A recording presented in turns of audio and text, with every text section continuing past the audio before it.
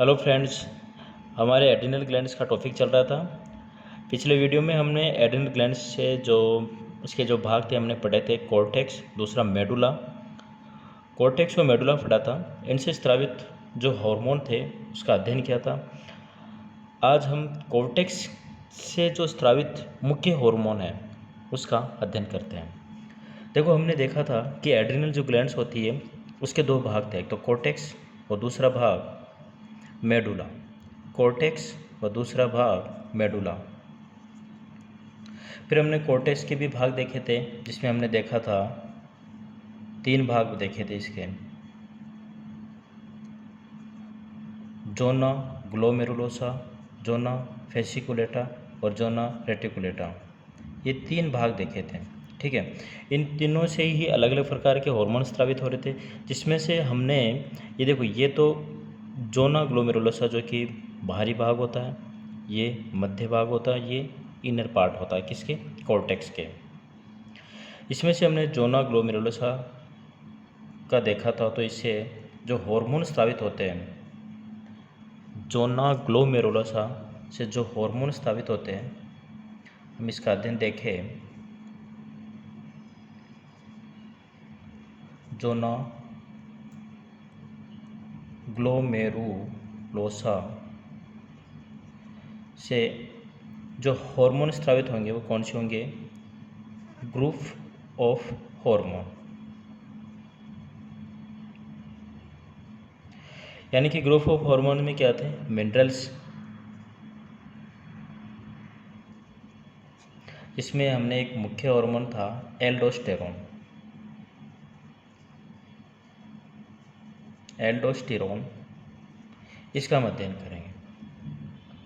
देखिए, ऐसे तो बहुत सारे हार्मोन स्रावित हो रहे थे। यानी कि एक कॉर्टेक्स जो कि एक भारी संरचना थी, भारी संरचना के 3 भाग थे, जोना ग्लोमेरुलोसा, जोना फेसिकुलेटा और जोना रेटिकुलेटा। ठीक है, जोना ग्लोमेरुलोसा से ग्रुप ऑफ हार्मोन स्रावित हो रहे थे मिनरल्स के रूप में। तो इसमें एक जो प्रिंसिपल ऑफ हार्मोन है, यानी कि जो प्रिंसिपल मिनरल्स, या फिर अपन ऐसे बोल सकते हैं कि प्रिंसिपल मिनरलोकॉइड्स जो हार्मोन है वो कौन सा है, एल्डोस्टेरोन, एक मुख्य हार्मोन। इसका हम क्या करेंगे, आज अध्ययन करेंगे। देखो, इसका क्या काम है शरीर में, इसका काम है, देखो यह है शरीर में, यह शरीर में सोडियम व पोटेशियम की मात्रा को नियंत्रित करता है। जिस शरीर में सोडियम व पोटेशियम की मात्रा को नियंत्रित करता है, नियंत्रित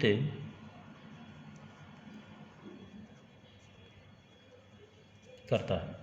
ठीक है, यदि देखो, हमने क्या देखा है कि जो एल्डोस्टेरोन जो हार्मोन है, ये क्या करता है, शरीर में सोडियम व पोटेशियम की मात्रा का नियंत्रण करता है, या इसको बैलेंस करने का कार्य करता है। इसके अलावा एल्डोस्टेरोन एल्डोस्टेरोन क्या करेगा, नेफ्रॉन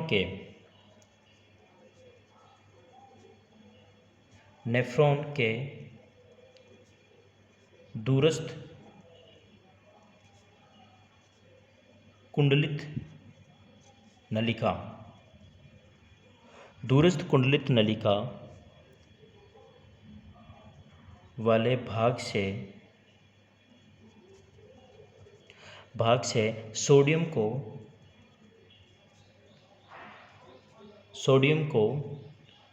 को अवशोषित करता है, अवशोषित करता है, वह पोटेशियम को बाहर निकालता है। बदले में क्या करेगा, वह पोटेशियम को बाहर निकालता है। देखो, हम एल्डोस्टेरोन का अध्ययन कर रहे हैं, क्या कर रहे हैं, एल्डोस्टेरोन। ये देखो, सिंपल सी बात यह है कि एड्रिनल जो ग्लैंड्स थी उसके 2 भाग थे, कॉर्टेक्स बाहरी भाग है, ये इंटरनल पार्ट है, ठीक है, जो कि मेडुला है। हमने कोर्टेक्स के 3 भाग पढ़े थे, जोना, ग्लोमेरुलसा, जो कि हमने पिछले वीडियो में पढ़े थे। एक बार उन वीडियो को देख ले तो आपको अच्छे से क्लियर समझ में आ जाएगा कि 3 भाग कौन कौन से थे। तो जिसमें से हमने जोना ग्लोमेरुलसा को देखा तो उससे हार्मोन्स निकलते एक ग्रुप के रूप में निकलते, जिसमें जो मुख्य हार्मोन है एल्डोस्टेरोन, ये क्या क्या करेगा, शरीर में सोडियम और पोटेशियम की मात्रा का नियमन करता है। साथ ही यह नेफ्रॉन की जो डिसिटी जो ट्यूब होती है, यानी कि दूरस्थ कुंडित नलिका, उससे क्या करेगा, सोडियम को अवशोषित करेगा व पोटेशियम को बाहर निकालने का कार्य करता है। इसके अलावा इसके और भी कार्य है। बॉडी फ्लूइड जो होता है उसका वॉल्यूम को नियंत्रित करता है। बॉडी फ्लूइड के वॉल्यूम को नियंत्रित करता है। इसके साथ ही ये क्या करेगा, ऑस्मेटिक प्रेशर और ब्लड प्रेशर, इन सब का भी क्या करता है, नियंत्रण करता है। ऑस्मेटिक प्रेशर व ब्लड प्रेशर, इनका भी क्या करेगा, ये नियंत्रित करता है या फिर नियंत्रण करता है। अब आगे देखें हम कि एल्डोस्टेरोन होता है वो क्या करता है। इसके अलावा एल्डोस्टेरोन शरीर में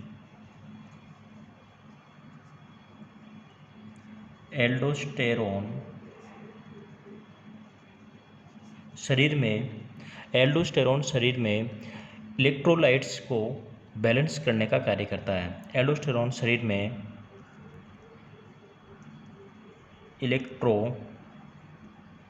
इलेक्ट्रोलाइट्स को बैलेंस करने का या फिर समन्वय करने का कार्य करता है। एल्डोस्टेरोन शरीर में इलेक्ट्रोलाइट्स को नियंत्रित करता है। ठीक है, इसलिए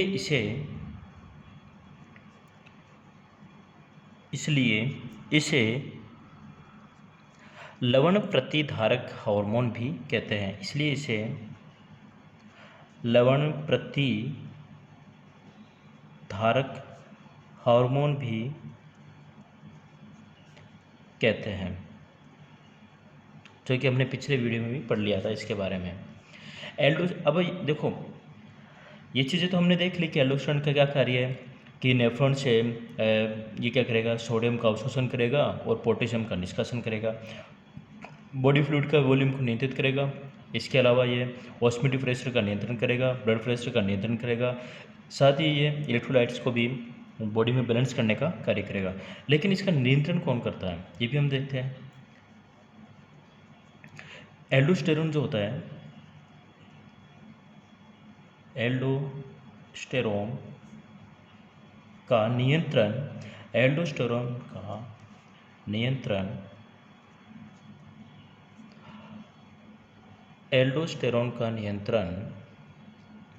रास के द्वारा होता है।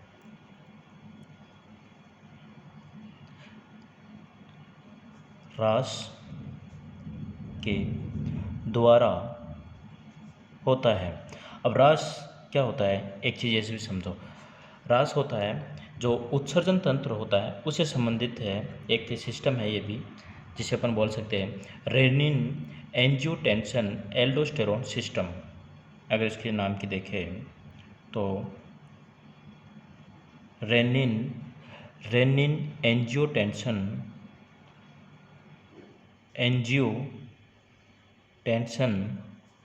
एल्डोस्टेरोन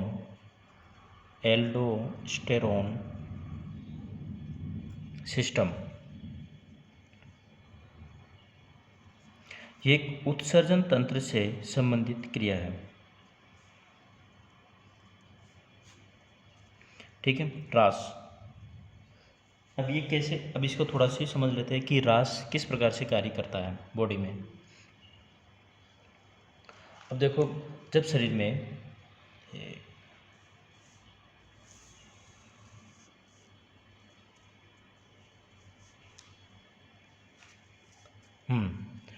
देखो जब शरीर में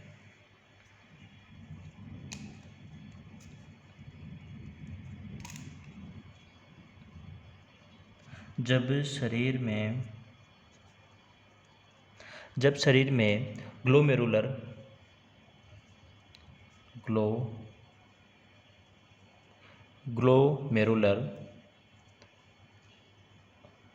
blood flow glomerular blood pressure GBP यानी कि ग्लोमेरुलर ब्लड प्रेशर व GFR यानी कि ग्लोमेरुलर फिल्ट्रेट रेट कम हो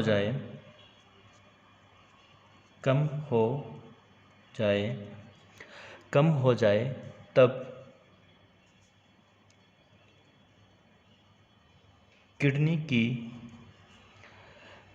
juxtaglomerular cell juxtaglomerular cell activate हो जाती है। वह रेनिन का स्त्राव करती है। देखो ये चीज़ हम क्या पढ़ रहे हैं, रास सिस्टम क्या है उसको समझने के लिए एक चीज़ बताता हूँ। देखो कि जब शरीर में ये हम नेफ्रॉन में देखते हैं, ये सब चीज़ें नेफ्रॉन में है ये क्रिया। अगर आप उत्सर्जन तंत्र अच्छे से सिस्टम पढ़ा हो तो, नहीं तो फिर हम अगले वीडियो में जो देखेंगे जब डाइजेशन सिस्टम है तो उसमें समझाएंगे कि रास किस प्रकार से और किस काम करता है। देखो जब शरीर में ग्लोमेरुलर व ब्लड फ्लो व GBP व GFR कम हो जाए तब किडनी की जो जक्स्टा सेल होती है वो एक्टिवेट हो जाती है।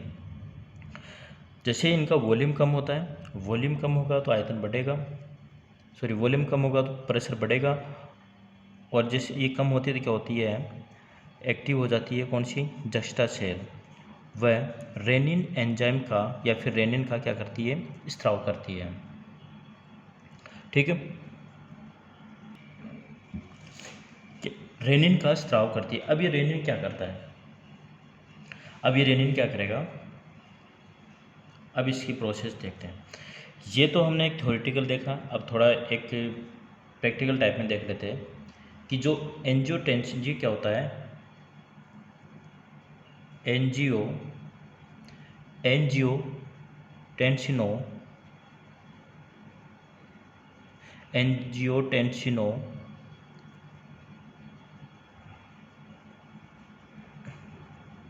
ये क्या है, एक प्रोटीन होती है। एंजियोटेंसिन एक प्रोटीन होती है। यह रेनिन की उपस्थिति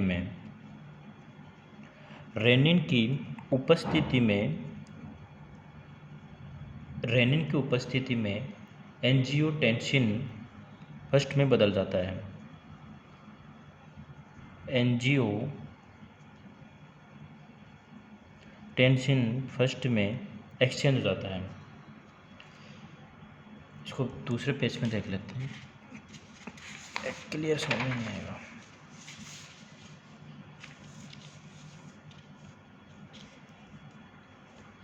देखो रेनिन क्या करेगा, जो एंजियोटेंसिन जो प्रोटीन होती है उसको बदलने का कार्य करता है।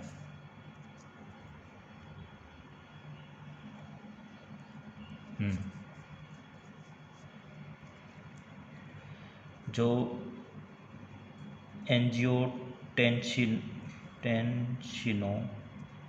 जो जनरल प्रोटीन होती है एक तरह से, ये क्या होती है, एक तरह से प्रोटीन होती है। इस प्रोटीन को जो रेनिन होता है वो किस में बदलेगा, एंजियोटेंसिन फर्स्ट में बदल देता है।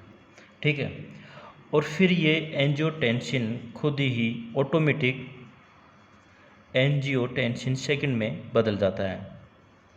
एंजियोटेंसिन सेकंड में एक्सचेंज हो जाता है।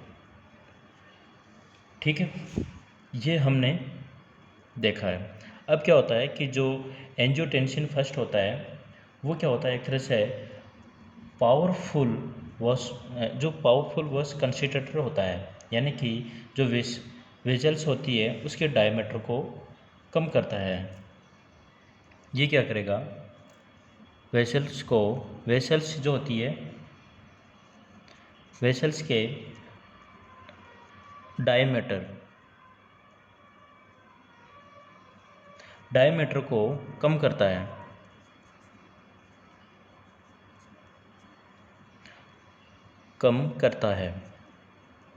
ठीक है, और जैसे ही डायमीटर को कम करता है तो क्या होगा कि जो ग्लोमेरुलर है, यानी कि जो ग्लोमेरुलर ब्लड प्रेशर व ग्लोमेरुलर,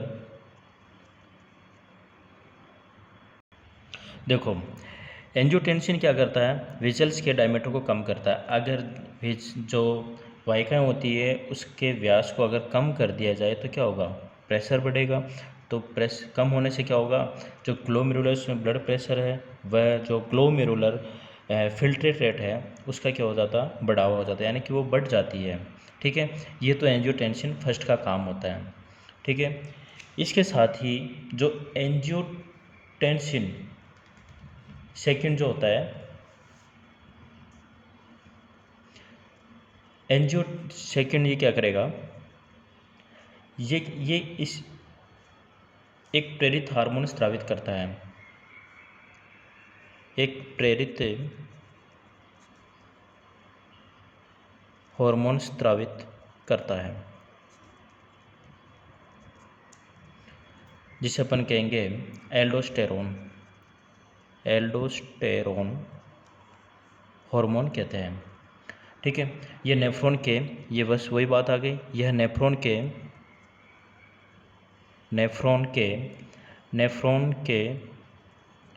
डीसीटी वाले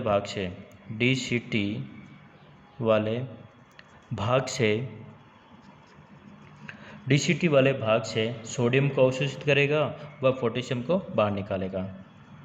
सोडियम को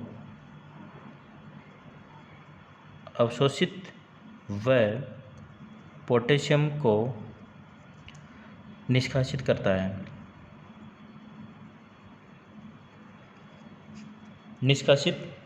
है। ठीक है, इस प्रकार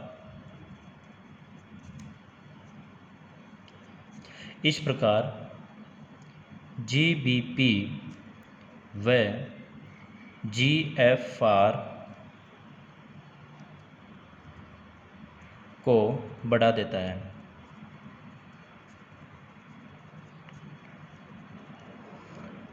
ठीक है, इस प्रकार राज सिस्टम एल्डोस्टेरोन को नियंत्रित करता है।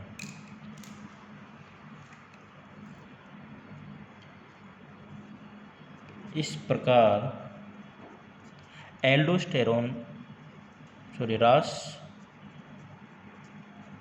राज सिस्टम एल्डोस्टेरोन को नियंत्रित करता है।